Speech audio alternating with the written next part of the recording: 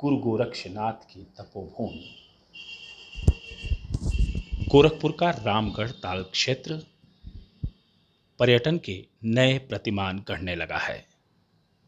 आइए आपको ले चलते हैं रामगढ़ ताल क्षेत्र में। गौतम बुद्ध द्वार से शुरू होकर यह रास्ता ताल के किनारे से सर्किट हाउस को जोड़ता है। चौड़े रास्ते पर लोगों का आना जाना लगा रहता है। सुबह सवेरे इस रास्ते पर लोग टहलने के लिए निकलते हैं। ताल के किनारे से गुजरने वाला यह रास्ता बेहद ही सम्मोहक है। युवा पीढ़ी ताल के किनारे खड़ा होकर ताल का नजारा देखती है। रामगढ़ झील के किनारे बसा अपना गोरखपुर शहर मुंबई जैसे नजारे का दीदार कराता है।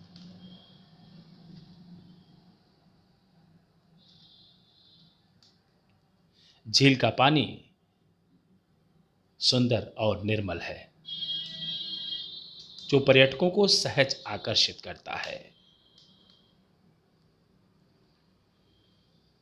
इस झील का नजारा दूर से देखने पर काफी आकर्षित करता है।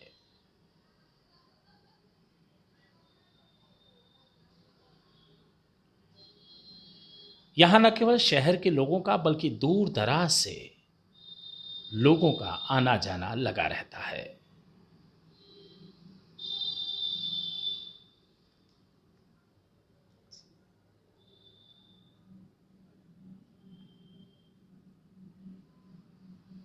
झील के चारों तरफ की हरियाली सहज ही आकर्षित करती है।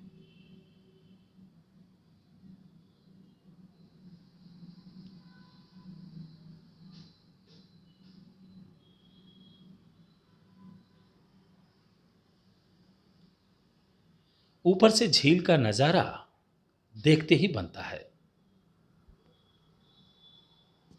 और यह है बाबा गंभीरनाथ प्रेक्षागृह।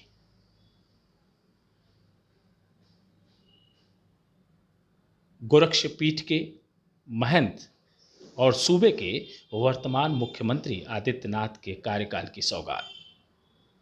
और यह है गोरखपुर का सर्किट हाउस। रामगढ़ ताल के किनारे बसा यह सर्किट हाउस वैसे तो बहुत पुराना है, लेकिन हाल ही में इसे काफी खूबसूरती प्रदान की गई है। ये वो जगह है जहां आए दिन देश और प्रदेश के बड़े बड़े लोगों का आना जाना लगा रहता है। यहां आने वाले लोग खुद को रोक नहीं पाते एक बार रामगढ़ ताल का दीदार करने से।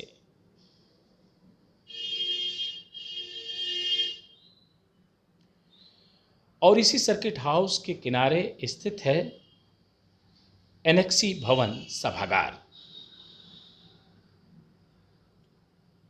ये वो एनेक्सी भवन है जहां न केवल जनपद की बल्कि पूर्वांचल की बड़ी बड़ी बैठकें होती हैं। और यह है महंत दिग्विजयनाथ पार्क। महंत दिग्विजयनाथ पार्क गोरक्षपीठ के पूर्व महंत ब्रह्मलीन दिग्विजयनाथ जी की स्मृति में बनाया गया है। बड़े क्षेत्रफल में फैला यह पार्क कई प्रमुख सम्मेलनों का केंद्र है। यहां की कलाकृतियां देखते ही बनती हैं।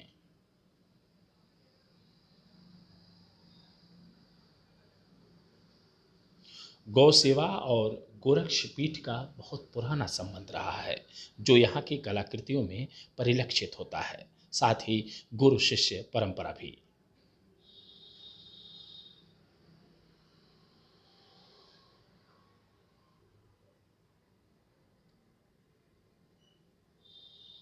आइए देखते हैं यहाँ की कलाकृतियों को।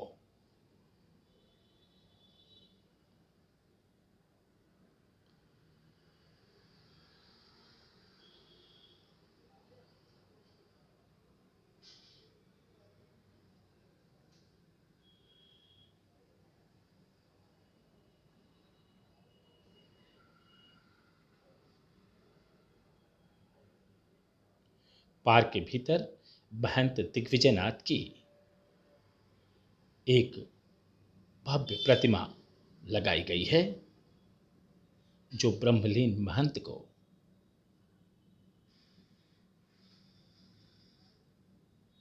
समर्पित है और उनकी स्मृतियों को समर्पित है।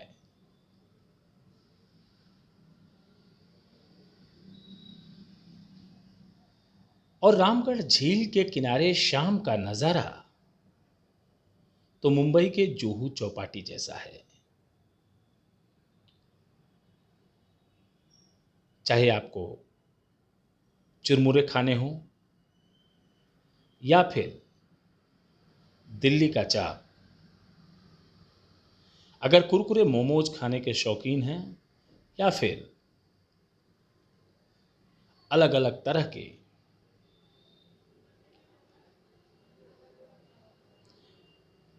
रेहड़ी के खाने के शौकीन हैं, तो आप यहाँ शाम को आ सकते हैं। देर रात तक ये इलाका सजा रहता है। और अब देखते हैं व्यू पॉइंट।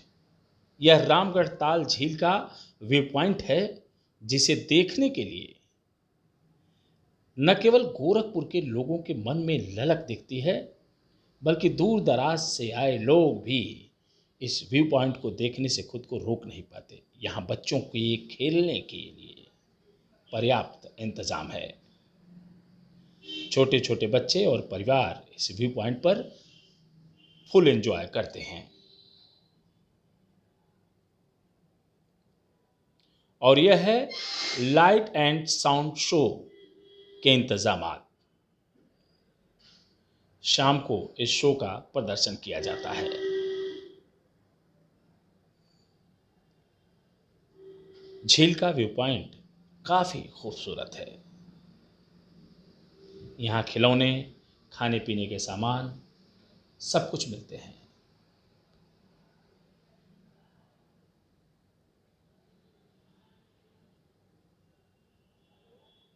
बच्चों के खेलने के सामान भी व्यू पॉइंट पे मिलते हैं।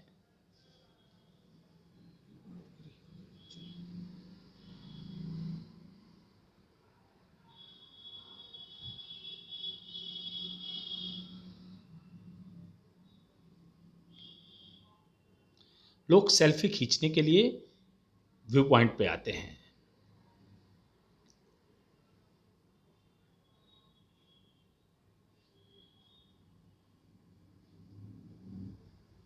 हम धीरे धीरे बढ़ रहे हैं नौकायन केंद्र की तरफ।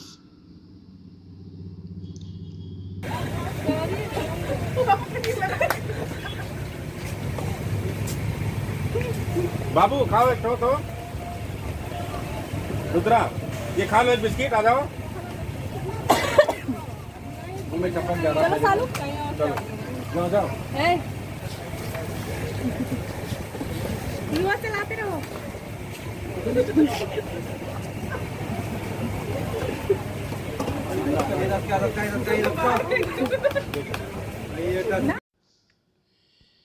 व्यू पॉइंट से आगे बढ़ने पर नौकायन केंद्र का विहंगम नज़ारा देखते ही बनता है। और इससे पहले देश के सम्मान को समर्पित विशालकाय तिरंगा झंडा, और यह है नौकायन केंद्र का दूर का नज़ारा।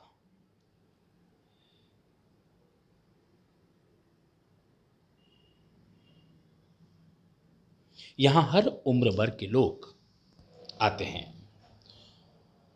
और सेल्फी बनाने और फोटो खिंचवाने से खुद को रोक नहीं पाते हैं। बच्चे बूढ़े जवान सभी के लिए रामगढ़ झील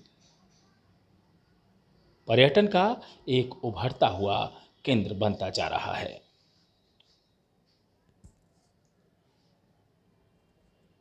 आइए बढ़ते हैं नौकायन केंद्र की तरफ।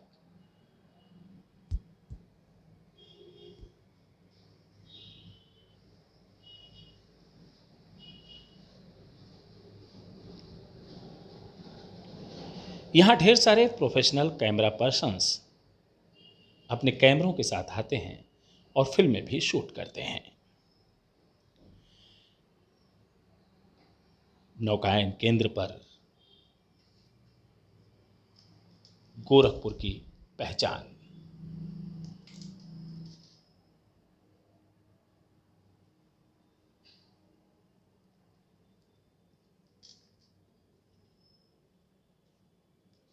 नौजवानों के लिए तो ये खास तौर पे आकर्षण का केंद्र है। ढेर सारे नौजवान और विद्यार्थी इस नौकायन केंद्र पर आते हैं और यहाँ मोटर बोटिंग का लुत्फ लेते हैं।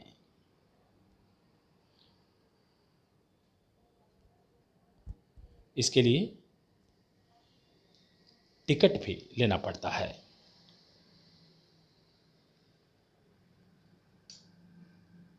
लोग परिवार के साथ भी नौकायन केंद्र पर मोटर बोटिंग में समय देते हैं।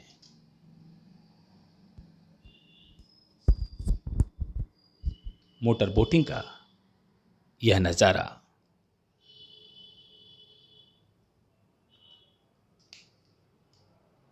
रामगढ़ ताल पर्यटन का एक शानदार केंद्र बन चुका है।